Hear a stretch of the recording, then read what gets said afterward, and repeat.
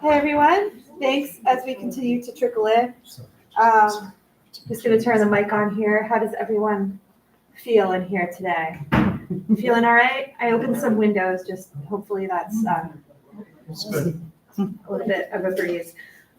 So as we get towards the starting time, I just wanted to let you know about a few other programs that are coming up. We have water conservation tips and best practices on Monday, June 1st at 6 p.m. We have an author talk in person, 100 classic hikes in New England on Wednesday, June 10th at 6:30 p.m. And yoga in the library with Melanie Simard on Wednesday, June 17th. We will have a new giant calendar of all of the June events outside in the lobby. Right now it's still the calendar, but we'll have the June calendar very soon. Tonight, I am very excited to welcome Jane Oneail. Jane Oneail is the founder of Culturally Curious, a company that curates and presents art appreciation programs. Jane holds a master's in art history from Boston University and a master's in education from Harvard University. Born and raised in New Hampshire, she has worked at some of the state's most esteemed cultural institutions, including the League of New Hampshire Craftsmen, where she served as director, and the Currier Museum of Art, where she held the role of Senior Educator. Jane has also taught at the college level for more than a decade, most recently at Southern New Hampshire University. For more information, her website is iamculturallycurious.com. Tonight, she joins us to celebrate America's 250th anniversary with a curated exploration of the masterworks that have defined our cultural identity, from the luminous landscapes of the Hudson River School to the bold innovations of Abstract Expressionism. This program showcases the diverse voices and revolutionary spirits that have shaped American art across 2.5 centuries. So I think that she will be here for questions afterwards. So if you have any, that would be amazing. Yeah, take it away, Jane. Thank you, Jane. It's so good to see you. I have to tell you that my previous library, Jane, was one of the, we started doing in-person art programs together about over 5 years ago. And then during COVID, Jane was one of the first ones to come online with me. And she made me kind of like a rock star in my previous library because she did such amazing programs. Yeah, it's amazing. Thank you, Jane. Thank you all. Everyone, thank you so much for being here. I'm gonna wrestle this out of this. Okay. We live in such extraordinary times, don't we? There's something really special about sitting down, taking a deep breath, and focusing on something outside of ourselves that can still uplift you on a regular day. And today we get to do that while also considering our shared history here in the United States.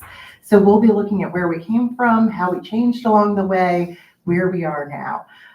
Let me give you a sense in terms of how we will spend our time together. Oh no, this isn't working. It's a rough start already. Let's see.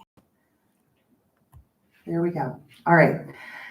So we're just going to move through the content chronologically. No big surprise there. So we'll get started with sort of bridging the divide between early colonial times and early America, and considering portraits, historical works, some gorgeous landscapes along the way. And then by the time we get to the Civil War, we'll see that realism sort of becomes the standard. Hi, Sean. I don't think this is working. Thank you. And then by the time we get to the 20th century, there's this very rich period between the two great wars where we have social realism and regionalism and the Harlem Renaissance. And so we'll take a look at that as well. Then we'll head into mid-century abstraction, where America really takes the lead in the art world. And then we'll see things like pop art, consumerism. I think this is sort of where America really shines. A little bit of protest art. And then we'll wrap up with diverse visions, really what's happening in contemporary art today. So lots to cover, and I'm going to try and make this as entertaining as possible. We're going to be moving pretty quickly. If you need any clarification along the way, please feel free to raise your hand. We can have a little conversation or discussion. So let's get started with this early American work. It doesn't really deserve to be in this slideshow. This is not a great work of art. This predates America. This is a colonial piece that's in the collection of Colonial Williamsburg. And the reason I wanted to share it with you is because we need this grounding. We need this reminder that early American art, art that dates 1776, was aspirational. It was unique in this way. And it was made by people here in the United States that had never set foot in an art museum, had never gotten formal training, and maybe if they were lucky, had some nice reproductions that they had access to. But essentially, they were trying to provide portraits and the like for people who are trying to prove to their friends and family back home in Europe that they made it. So we get this distinct blend of artists who are trying to be just like European art, but not quite hitting the bar. We'll see this in just a second. Okay, so the artist here hasn't quite mastered anatomy, right? We've got this very long torso, pretty short legs, also hasn't really mastered linear perspective either. So he's trying to give us the sense of depth and not quite achieving it. So as we think about early American art, it is under this shadow of European art, and it's always striving to meet that example that pre-existed America. All right, that ends quickly by the time we get to John Singleton Copley. He's homegrown, he's essentially self-taught, and he is an artist that can make an illusionistic picture that looks like a window onto another world, a window that you could stick your hand through and feel like you could touch that silver teapot in Paul Revere's hand, or you could touch this billowing shirt sleeve that he's wearing here. And so with John Singleton Copley, we essentially proved that we could do this here in America. What a portrait this is. This was painted before Paul Revere's famous ride, and we can think of it as one artist, Copley, confronting another artist, a skilled tradesman in this case, because of course, Copley was a silversmith. And we can see him here with the tools of his trade between the two of them, holding this beautiful silver teapot. And at the same time, he has adopted this thoughtful gaze. He's holding onto his chin this way, he's looking out at us. And so we know that Paul Revere here is an intelligent, thoughtful person. Yes, he's making things with his hands, but he's combining it with this wisdom. So we have John Singleton Copley elevating the place of an artist or a craftsman in this single picture here. So following in these footsteps, you have other early American artists who are celebrated, and some of them go off to Europe to get the best training possible, including the artist represented here. His name is Benjamin West. Now, I'll tell you, there are not a lot of great paintings of Native Americans in early America that aren't profoundly racist. This one is, I think, a great exception. This is painted by Benjamin West, who was very familiar with history painting traditions from Europe. He wanted to make a great history painting for the United States, so he thought of this one famous event from 100 years earlier of William Penn's famously peaceful treaty with the Native Americans. So he invented what that might have looked like. He essentially took this formula from Europe and applied it to American subjects here, and boom, we have one of our first great history paintings. It's a complete imagination, it's a complete fabrication. But very soon, we have artists like John Trumbull, artists who were eyewitnesses to history, who then went on to paint it. John Trumbull was a special aide to General George Washington. He was there for the Revolution. He was there for the Battle of Bunker Hill, and he painted it. And we sort of accept these paintings as gospel. Like, this is the document of the Battle of Bunker Hill. The little wrinkle here is that John Trumbull painted this about 11 years after the fact. So he'd had a lot of time to sort of sit and ruminate on what this looked like. And once again, he's using art historical formulas to describe this particular scene, where we have the death of General Warren here, he's being prevented from being bayoneted by the British, and And essentially the artist here, Trumbull, is relying on scenes of religious martyrs or even scenes of the death of Christ here to inform his composition. So sometimes even when it's eyewitness, it's still sort of formulaic. Now, we're going to consider another field of power. This is a family portrait of George Washington's family. This was done in 1796 by an artist named Edward Savage. It's a huge painting, much bigger than we see on the screen. It's in the National Gallery of Art. And Edward Savage essentially wanted to create an image of a supremely powerful family. And so we see George Washington sitting here looking relaxed, but his hand is right next to his sword. We see his wife Martha sitting across the way in this lovely dress, and she's using her fan to point to a spot on a map where the future White House is going to be built. These are her grandchildren that they adopted and raised as their own children. And notice the boy over here is resting his hand on a globe, which curiously does not have any countries on it. But in the history of art, if somebody's resting their hand on a globe, that's like a tried and true way of conveying global power, global domination. So there's all these things kind of informing this sense of power here.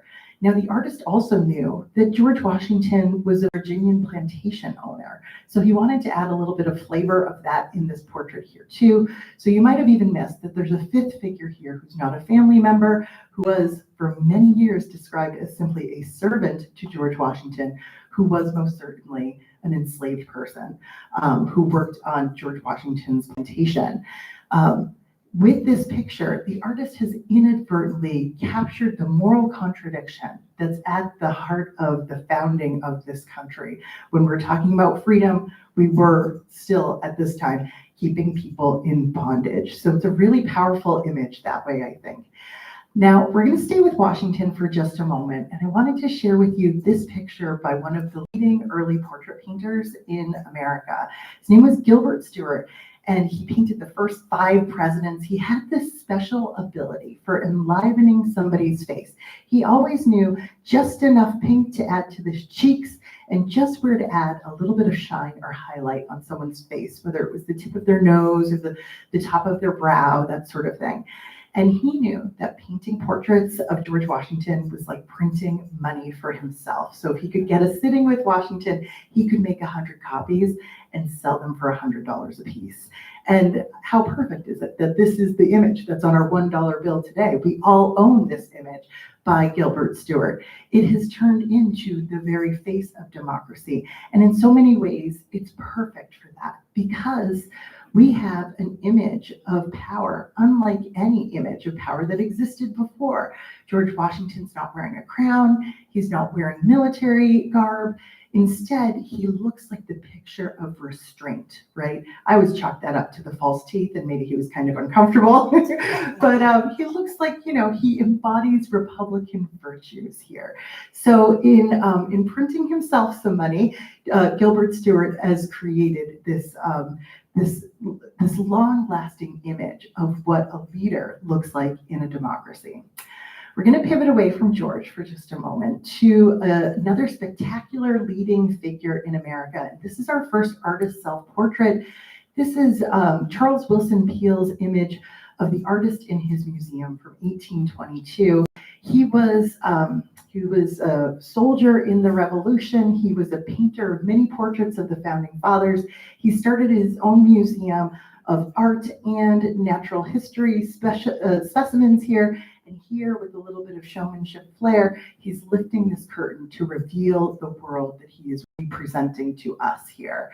This is Charles Willson Peale telling us what an artist can be in the United States. They can build institutions and they can make education available to everyone. It's a pretty outstanding way to start. And these are the bones of a mastodon that he himself excavated. It was a pretty big deal at the time. One last George Washington for you before we pivot away from him completely. This is a much later painting done by a German-born American artist named Emanuel Leutze. We couldn't leave this out, right? This is Washington crossing the Delaware. Of course, it is an iconic image of leadership here with Washington standing with his foot on the edge of the boat. Apparently with the kinds of boats they used, you could have never stood like this. And in fact, art historians get really hung up on all the inaccuracies in this picture that I think probably you or I probably would never notice. For example, this version of the American flag didn't even exist at this time. People get into the light sources, people get into what the ice looks like. I've never seen ice look like that in the Northeast. But it's a German-born artist, and apparently ice looks like this on the River Rhine. So the detail that I love about this painting is this cross-section of America that we see in the boat with Washington here.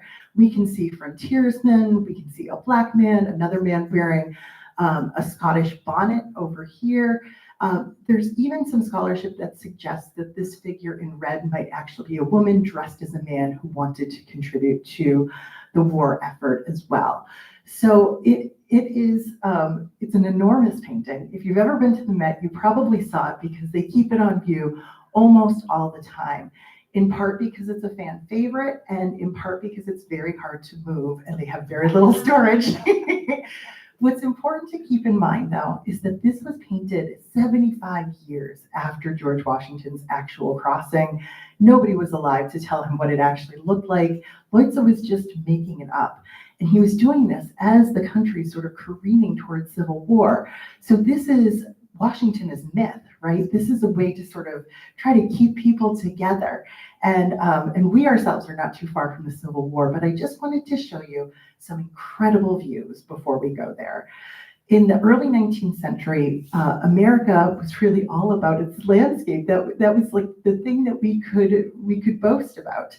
And so we developed this tradition of landscape painting known as the Hudson River School of Art. The founder of this movement is here. This is Thomas Cole. You can actually see him in the painting. He's the little artist down here. And the idea with the Hudson River School is that there's like a basic formula to making a great picture.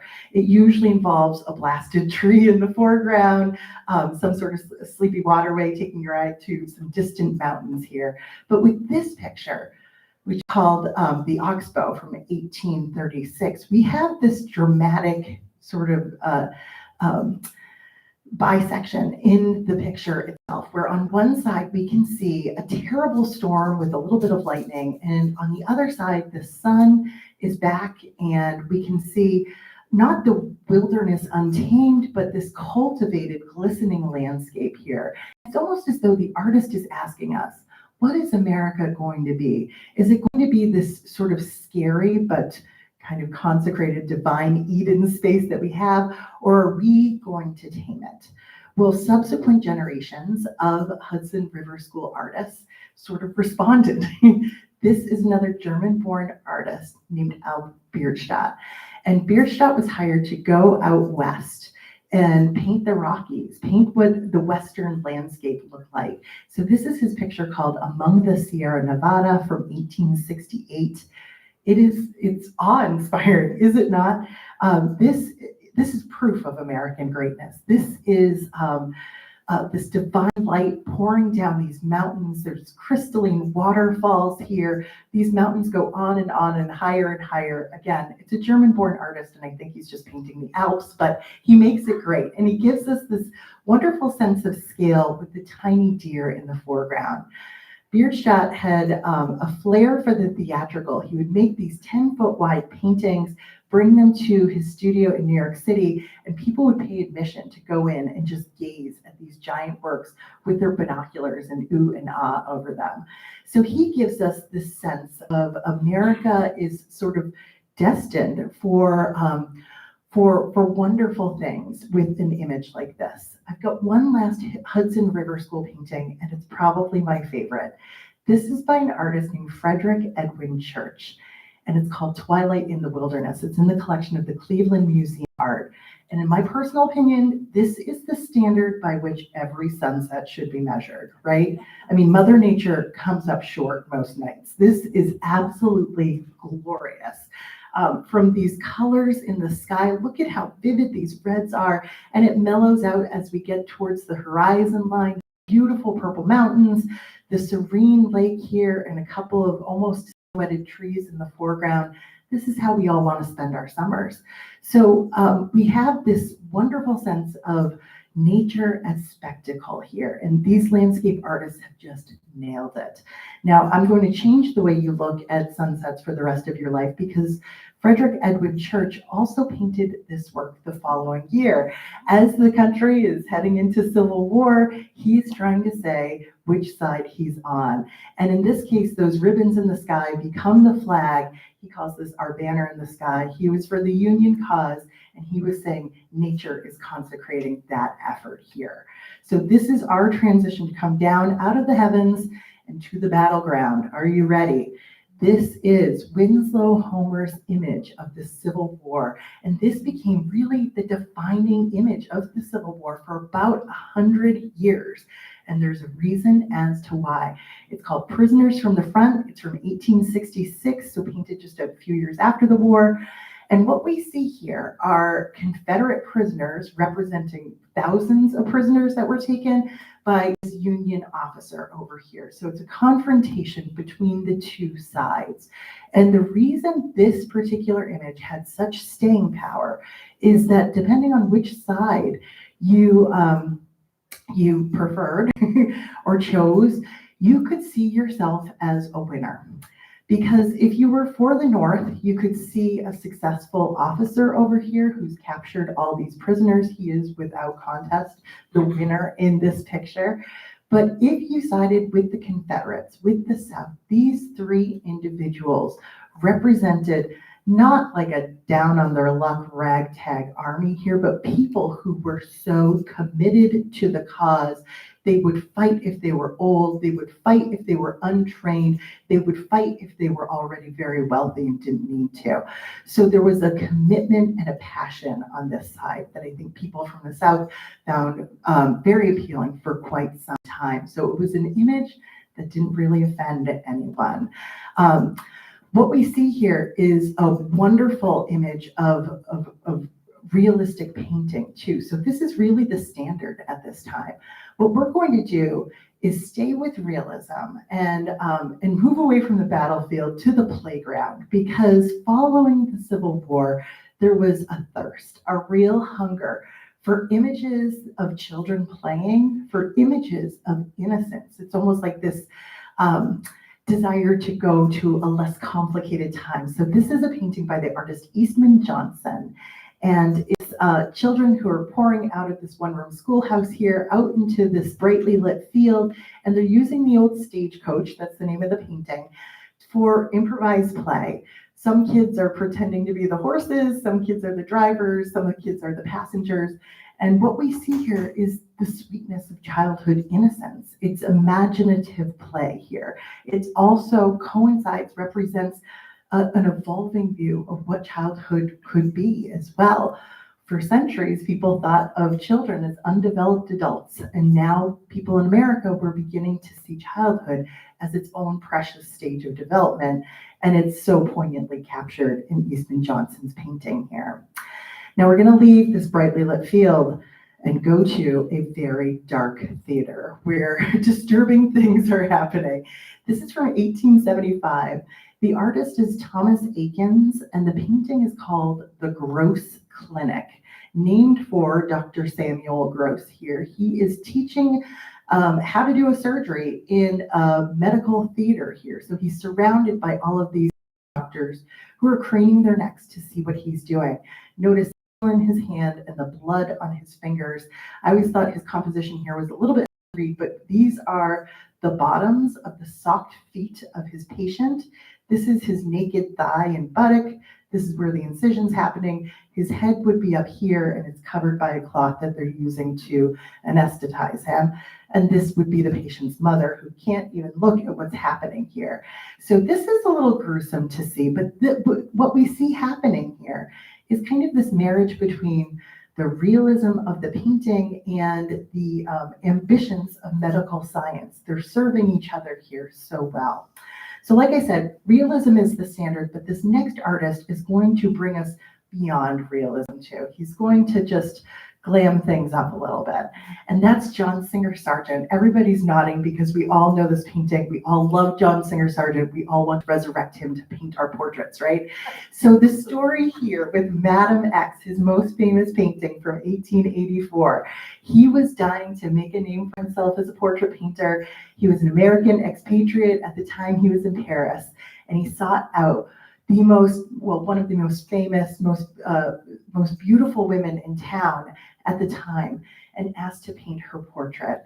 There's nothing really scandalous about what we see here today, at least not to our eyes, but even to the Parisian public back then, they saw little things like the way she's kind of popping out her chest with this pose, with her arms sort of torqued this way and her head turned this way. Subtle little things. Other things like the fact that her ear is bright pink, but the rest of her body is almost lavender white. They saw that and thought, oh, she must be just caked in makeup. But the real issue here was the way Sargent had originally painted the strap of her dress, this ornamental strap that looked like it's falling off her shoulder. One critic had written, "One more struggle and the lady will be free." It's like her dress was just going to pop right off of her. And the people of Paris, I mean, they can handle sensuality, but to them, they just thought this was American crassness and they outright rejected it. John Singer Sargent basically had to run away with his tail between his legs. He kept this painting with him for the next 36 years, ultimately giving it to the Met. And he said, "I suppose it's the best thing I've ever painted." So this is an example of when a scandal becomes a masterpiece. Now, he wasn't the only American artist who was working in France at the end of the 19th century. These are, of course, works by Mary Cassatt. This is her painting, The Tea, from 1880. This is Young Mother Sewing from 1900. Mary Cassatt was born in Pennsylvania, and she was the only American, the only non-French person who was invited into the Impressionist circles in Paris. She was friends with them, she exhibited with them, but she did not have the freedom that most Impressionist male artists had. As a woman of good standing in society, she couldn't just go out to cafes or bars or anything like that. She was kind of relegated to the domestic sphere. That's what she painted. And in doing so, she really elevated that subject as a worthy subject of fine art. We can see a little bit of that loose impressionistic brushstrokes in these paintings here, but the next artist, Childe Hassam, is our homegrown Impressionist artist, our American Impressionist. He was the leader of that movement, and now you can't deny the Impressionist brushwork here. This is all loose, broken, visible brushstrokes, and we can see that it looks like it was rapidly executed. Childe Hassam spent a lot of time in this area. He went to the Isles of Shoals every single summer for 30 years. This is his painting of Celia Thaxter's garden on the Isles of Shoals, and apparently you can go and still visit that garden today. And you might even recognize this image over here. This is his painting of the Avenue in the Rain. It's in the collection of the White House. It's in a lot of photographs of presidents over the years, but we still get that great Impressionist style, the sense of the reflections on the wet cement here. You can practically hear these, rain-drenched flags kind of whipping in the wind. And I'm going to use this as our pivot to the subject of the city, because right around the year 1900, we have artists who are gathering, collecting in New York City, and New York City becomes this new focus in art. There really had never been another city like New York City. We first have the Ashcan School of Art, represented here by an artist named Robert Henry. And the Ashcan School, the idea here was that you were just going to paint what you see, including ash cans or trash cans, muddy or mushy, slushy day in New York City. It's not necessarily beautiful, but it's what you see. This is a working class neighborhood with tenement apartments. Prior to this moment, there were not American artists documenting this aspect of American life. John Sloan's painting here that's in the collection of Phillips Academy shows working class women drying their hair, doing this hygienic act on the roof of one of these tenement apartments. And again, no one would have thought these women worthy of an oil painting prior to this moment, but there's this new interest in life in the city.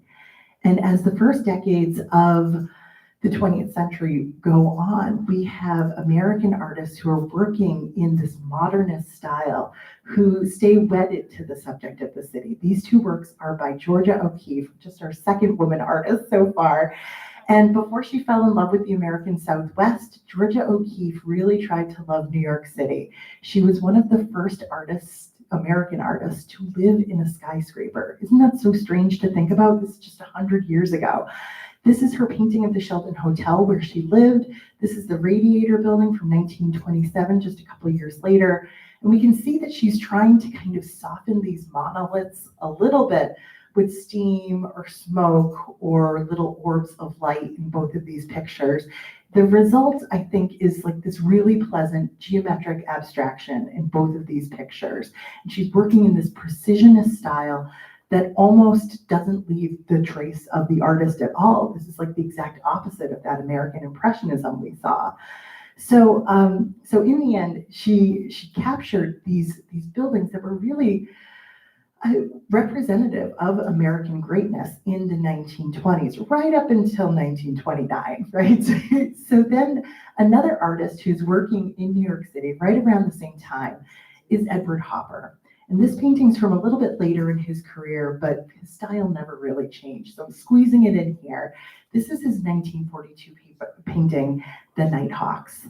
We've all seen it before. We've all kind of wondered about it before too, right? Edward Hopper, one famous critic said, makes a voyeur of us all. In all of his paintings, we are peeking in on someone or something that we probably shouldn't be looking at. And Edward Hopper never makes a complete story for us. He always leaves us wondering and guessing what's happening next. So in The Nighthawks, we are in New York City. It's the dead of night. Nobody's up. We're walking down this broad sidewalk here that is illuminated by this diner where we can see through this giant plate glass window that functions almost like a movie screen, right? We are drawn into this. This is a story for us to kind of take apart and understand. Who are these people? What are they doing here in the middle of the night? We are left to wonder. Like I said, Hopper is never going to fill us in on this. What we're going to do now is stay in the city, but we're going to head uptown and take a look at art of the Harlem Renaissance first. I find this particular period of American art so inspiring. We're in the early 1920s right now, and we have essentially our first generation of professional Black artists in this country. Again, it's just 100 years ago. It's mind-blowing to me. So we're looking at a self-portrait by an artist named Archibald Motley. His grandmother had been an enslaved person, and here he is working as an artist. And he's definitely trying to tell us that that's who he is. He's got his painter's palette between him and us, and he's wearing a three-piece suit. And if we think about the system of slavery as a system that was trying to destroy culture, it outlawed literacy, it outlawed writing, it outlawed image creation like this. This is a defiant act, really, and it's somebody sort of staking their claim in American culture that they have the right to document their own lives and to create art about their own communities. What a moment, right? There were a number of artists during the Harlem Renaissance who were really interested in that idea of slavery destroyed our culture. What is our cultural foundation as African Americans? So you have artists like Lois Mailloux Jones over here and Aaron Douglas over here that are reaching back beyond slavery all the way back to ancient Egypt and claiming that as their cultural heritage. So we have the profiles of pharaohs in both of these images, references to pyramids, and references to modern day cities as well, climbing the hill to drama, art, and music. So this notion that that was the cultural foundation for this explosion of Black art and literacy during the 1920s. It's a bold claim because if you think about it, back in ancient Egypt, there was no other sort of flourishing white culture that was happening in the world. So this was a great claim to stake, essentially. Now, I have one last work from the Harlem Renaissance that I wanted to share with you, and it's our first sculpture. This was done by a woman artist. This is Augusta Savage. It was created in 1930, and it's essentially a portrait of her nephew who lived in Harlem. This is a classical portrait bust format, meaning it goes all the way back to ancient Rome. If you were going to create a portrait of an emperor in Rome, you'd use the exact same format, the head and shoulders, essentially. I don't think in the 2,000 years since ancient Rome, anyone had ever made such a sensitive portrait of a little black boy. And that's exactly what we get here. We can see his personality, we can see his individualism, we can see everything about him that makes him him. I love these sort of wizened, almost kind of suspicious eyes that he has here. And again, this is a Black artist who is essentially claiming the right to document her own community, her own family in this way. Prior to this moment in American culture, this wasn't even a possibility. One sad note here is that even though this looks like bronze, it's just painted plaster. She never got the funds to cast this in bronze. All right, are you ready for some emotional whiplash right now? Because we're going to leave Harlem and go to the heartland. This is regionalist painting. This is sort of a reaction against all those artists that were going to New York City and this thinking that all great art had to be painted in New York. Well, this is Grant Wood. He was from Iowa, and he was still producing really interesting work that the country responded to, namely American Gothic from 1930. Anybody know why it's called American Gothic?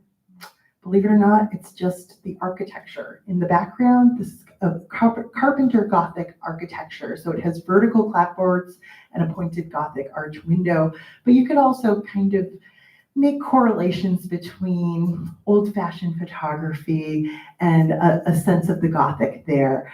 Now, this picture sort of functions like that Civil War picture that we saw, because depending on where you live in the country, you might see this as satire or you might see it as celebration. What we see here is a very sort of grim, stern-faced man who's standing before us with a pitchfork in his hand. Notice how, I love this detail, the pitchfork is echoed in his bib overalls here and even in the construction of his face. Most people think this is supposed to be his wife. That is supposed to be his daughter. It was his dentist and his sister that posed for this. So over the past 100 years or so, everybody sort of wondered, what was Grant Wood's intention with this work? He never said. So it's another one of those pictures where we can let it be what we want it to be. It can be sort of poking fun at their provincialism, or it can be celebrating these hardworking, salt of the earth folks here. Now, regionalism had a lot of different styles to it. There wasn't just one way to paint a regionalist picture. It was mostly about subject matter. So here's another regionalist painting by an artist named Thomas Hart Benton. He painted plenty in New York City and other major cities, but he also painted pictures about average, everyday people, celebrating their lives. So in this case, it's an exciting scene. It's a train wreck, a famous story based on an old folk song, the wreck of this fast mail train, and we see a near collision here, a woman sort of falling off the back of this wagon. I always say that Thomas Hart Benton was almost incapable of painting a straight line. If you follow any line in this painting, it's like this long undulating curve. It's in the corn stalks, it's in the landscape itself. He had this wonderful style and approach to painting here. But again, this is a celebration of everyday life and hardworking people. We begin to see something different as we head into the 1930s and we look at social realism. This is a brand new approach to painting in American culture, and that is because these artists have a political perspective, and you are not supposed to remain neutral as you look at them. This is a painting called The Passion of Sacco and Vanzetti from the early 1930s. And Sacco and Vanzetti, this is kind of a local story because these were two immigrants from Braintree, Massachusetts, who were accused of murder and ultimately put on trial, sentenced to death. And so that's what Ben Shahn has painted here. He's painted Sacco and Vanzetti in their coffins. I should mention there was worldwide protests against their arrests, and the prosecution. So Ben Shahn felt that these men were unjustly sentenced to death. And he has standing over them, not the jury, not the judge, actually that's the judge in the background in a picture, but the three men who served on this tribunal who ultimately upheld the sentence of death. So these three men are being pegged with that responsibility, are being shown here as these arbiters of injustice in this case. This is sort of a Byzantine composition. It's very static.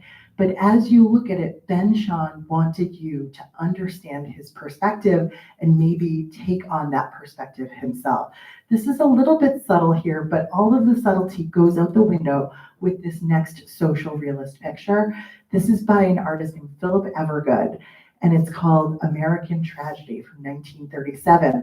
That same year that it was painted, there were steel mill workers in Chicago who were protesting, and there was a clash and riot with police where we can see figures on the ground, figures shot from behind, poignantly holding an American flag here, and then this conflict, this confrontation in the foreground. So when you look at this, you are supposed to feel a certain way about these rioters, these everyday people. This is not art that is sort of blind or bland celebratory work. This is advocacy. This is an artist picking up a brush to make a point and to change your minds. Now, nobody would ever say that Norman Rockwell was a social realist, but let me tell you, I love Norman Rockwell. And these four pictures are his four freedoms from 1943. They're probably closer to political propaganda more than anything else, but I do think that having painted them during World War II, trying to support the war effort, Norman Rockwell landed on some very poignant ideas and expressed them in a wonderful way in these four pictures where we have the freedom of speech, the freedom of worship, the freedom from want, and the freedom from fear. And I think still today, almost 100 years later, we are still grappling with those freedoms and imagining them in new ways. I think back then, Norman Rockwell wanted to remind Americans the values that were worth fighting for. One last painting before we head into abstraction, and this is a post-war image. This is 1948, and it's Andrew Wyeth's Christina's World. World War II is over and everything has changed. We have never seen an American painting that looks like this. Not stylistically, because stylistically this looks like it could have been in the 19th century, but I would say psychologically. We don't see paintings of people from behind who look like they are feeling some kind of anxiety, desperation, or panic in this way until this moment. And so Andrew Wyeth has sort of tapped into something distinctly modern, even though the rest of the picture feels so antiquated. It probably accounts for the fact that this is one of the most popular paintings at the Museum of Modern Art. Now, my only transition that I can use for you here is it took Andrew Wyeth about 2 months to paint this grassy field here. He was working in egg yolk tempera. It took a long time to make all those lines. It's sort of setting the stage for abstraction, because by the time we get to the 1950s, we get Jackson Pollock, we get splatter paintings, we get pure abstraction. And this is America for the first time coming out beyond that shadow that was cast by European art more than 100 years prior. And how do we do this? We do this with paintings like this, Autumn Rhythm from Jackson Pollock from 1950, something that is completely untethered from the traditions that came before.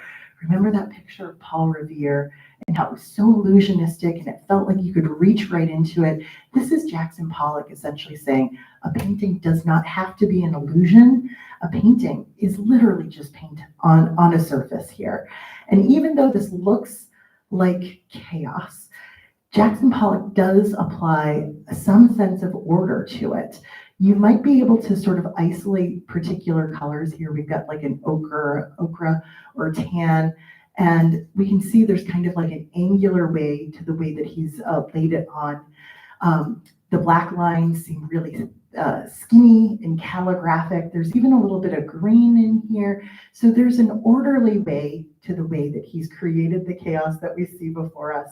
And you can't really talk about his paintings without showing an image of him making the work. These are unstretched canvases on the ground, and he would sort of dance and move around them, throwing the paint, drizzling the paint, not actually connecting the paintbrush to the canvas.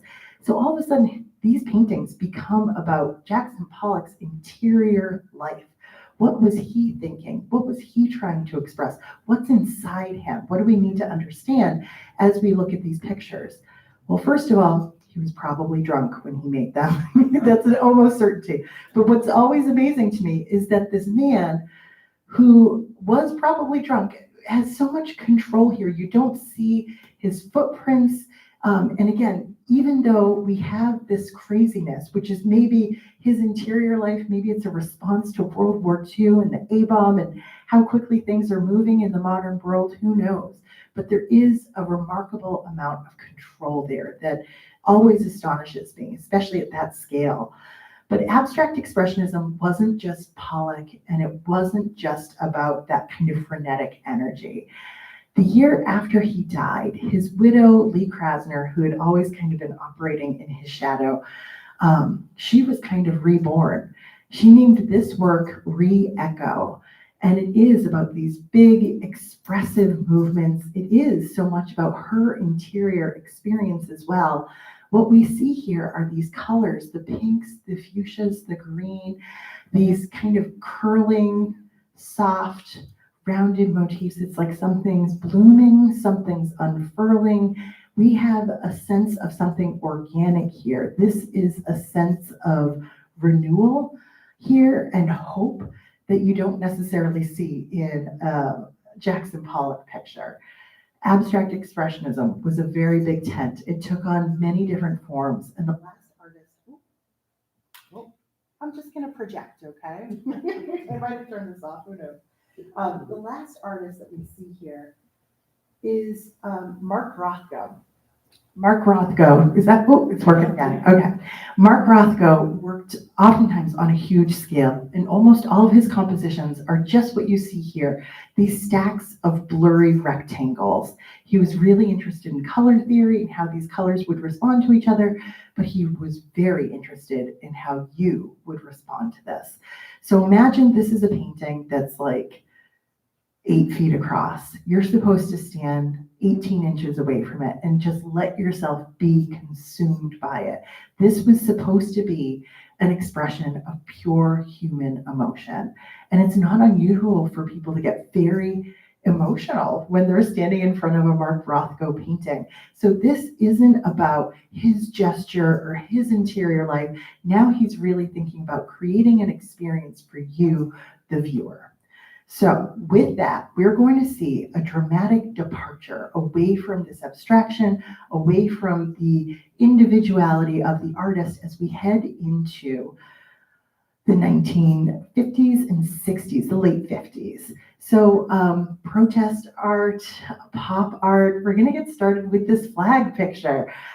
This is by Jasper Johns. It dates to 1955.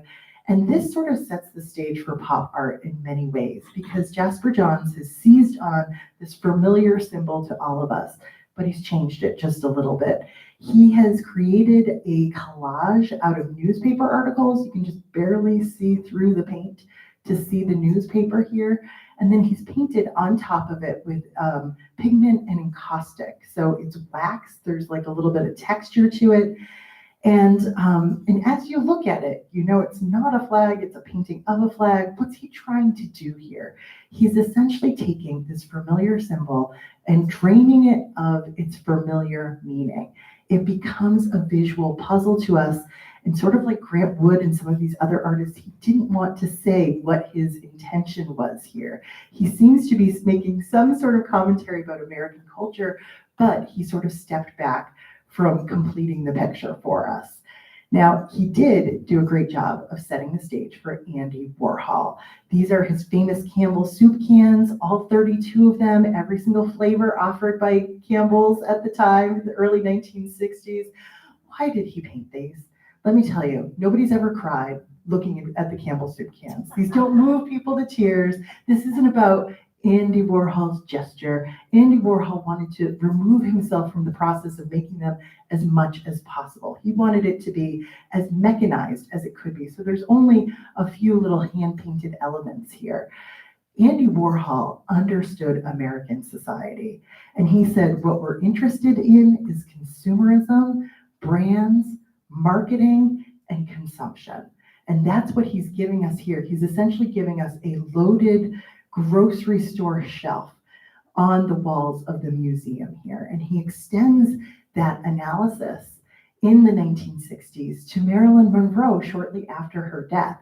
He silk screens her face in the middle of this golden field, and he tells us that exactly who we as Americans worship, who we canonize, and it's our celebrities, right? That's who we consume. I think still as true today as it was back then. Now we're sort of going across another divide here.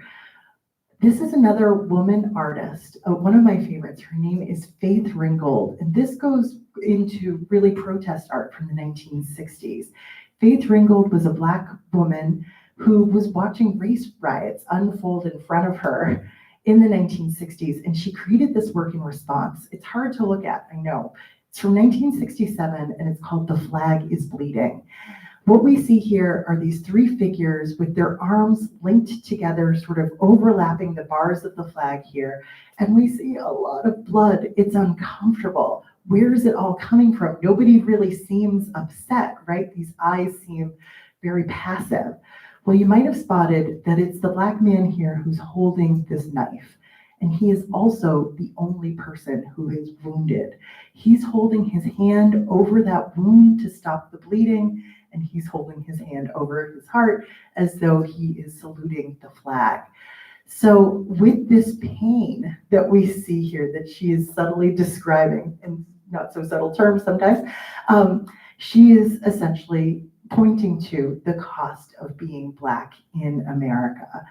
Now, I have one more work that I would sort of lump into this category as protest art, and this is The Dinner Party by Judy Chicago. It's from the 1970s. It took about 5 years to create.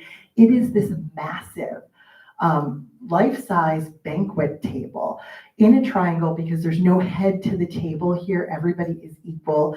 There's 13 place settings all along each side, and they were made for great women from throughout history. And if you didn't earn a place setting, your name might be included on the tile floor. What she wanted to do was not just celebrate these women from history, but to elevate what had long been considered women's handicrafts to a higher art form. She enlisted the help of dozens of women who embroidered table runners and who crafted the ceramic plates for each individualized setting at this banquet. And in creating something so monumental, Judy Chicago purposely inserted into the art historical canon and to American history all of the contributions that women have been making since the beginning of time. It's now part of that conversation. Now, we'll round things out with essentially what's happening in American art today, which is always very exciting to see. And the name of the game here is It's a Wide Tent. We're interested in a lot of different perspectives. We're starting off in the 1990s with a work by an artist named Felix Gonzalez Torres. And in some ways, this is the most challenging work in the program because what we're looking at is simply a pile of candy. This is actually a portrait. Felix Gonzalez Torres was a gay man living in LA in the 1990s, and his boyfriend was dying of AIDS. His ideal weight was 175 pounds, and Gonzalez Torres watched this young man waste away. And so he thought, how can I create some sort of portrait, some sort of memorial to this young man? And so his idea was to have a pile of candy on the floor of a museum and invite people to take pieces all day long, and it would sort of slowly waste away. So it's a portrait without a face. I should mention too that when museums buy this work, they are obligated to replenish the candy every day too. but it's just composed of the sweet little nothings, like the little things about somebody that you would love and miss. And that's how he conceived of this kind of portrait. I think so smart in so many ways. Another thing that happened in the 1990s that we maybe put out of our memory was the Rodney King beating by the LA police. And the artist Nick Cave, who's a Black man, was really traumatized by that event. And the idea that just his Black skin could make him a target. He began to conceive of some sort of way of obscuring who he was. Oh, there it goes again. Of obscuring who he was, his gender, his race, all of it. So he started making something that he called sound suits.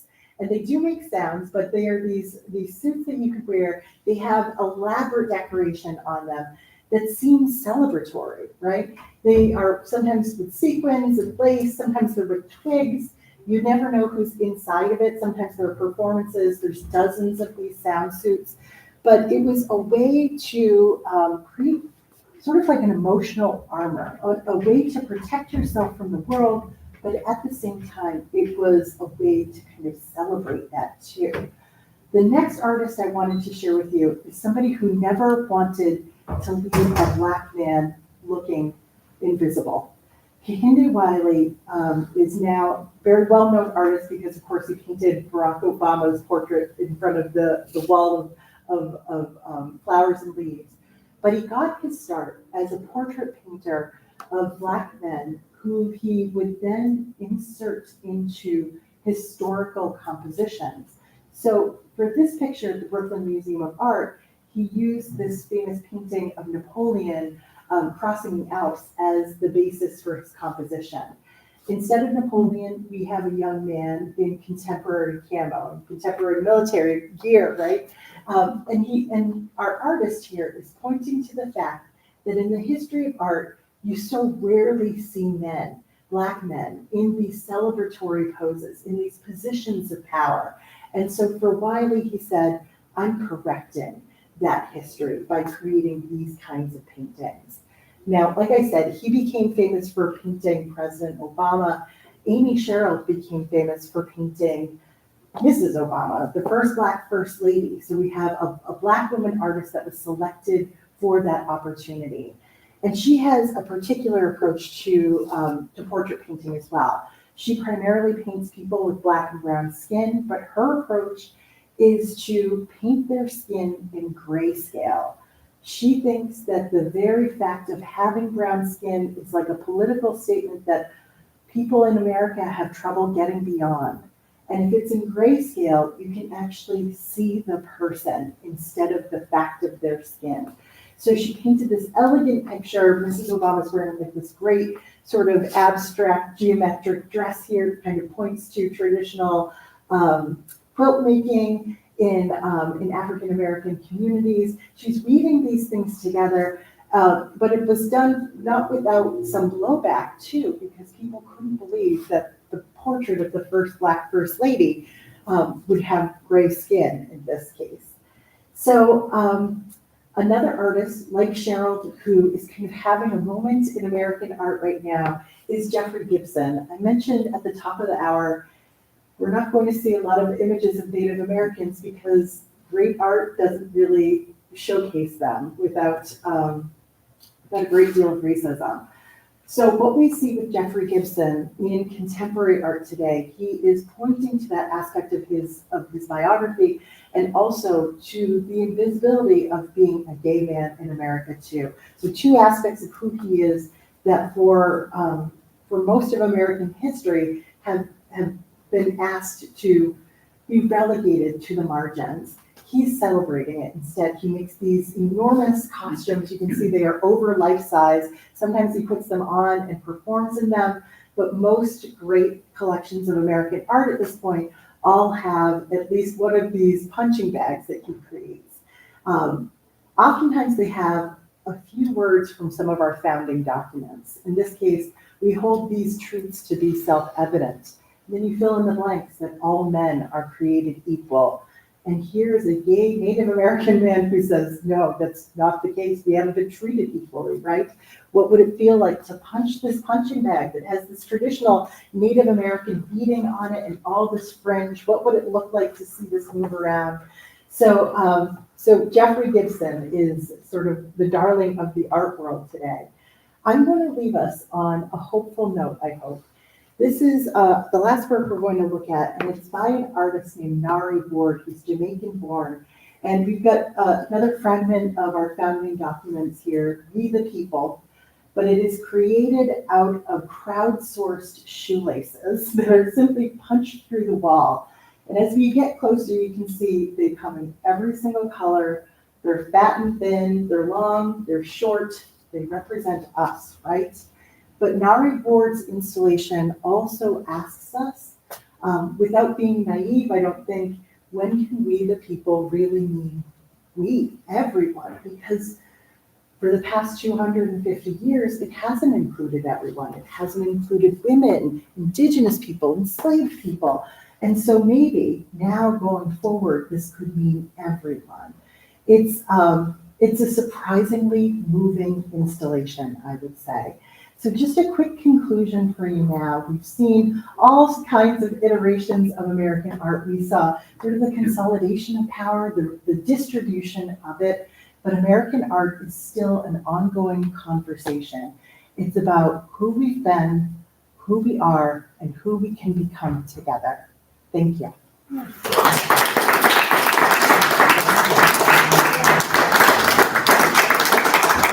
Thanks so much, and for bearing with me. I hope you can hear me okay.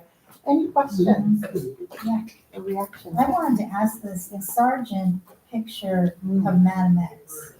So does the painting still exist with her, with the no, because he No. fixed it. Yes. He fixed the Thank you strap. for adding that. I don't think I included that. He had to repaint it because her family was so embarrassed. He was so embarrassed by the reaction. Amazingly, his model there went on to get her portrait painted again with another strap falling off of her shoulder. Wow.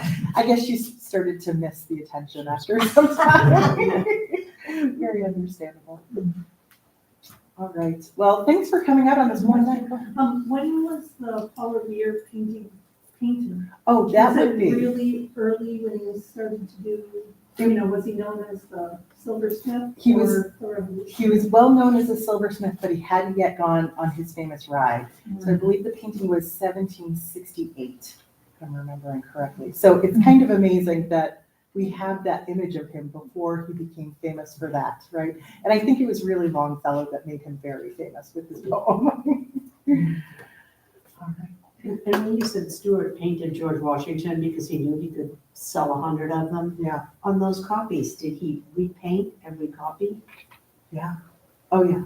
Yeah. So many of the artists who painted our founding fathers, they would do one image from life, and then they would take that painting and just copy it again and again and sell it again and again.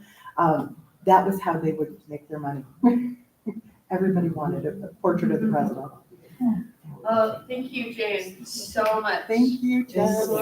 for being here tonight and for guiding us through this talk. The recording, which I'm going to stop now, will be available to people online as long as Sean can get that going. Let me see if I can do this. Well, thank you again, everybody, for coming up. Yeah, and Jane's amazing as always. We are so happy to have her. And thank you all for coming. And hopefully we can have her back again for another one. Yeah.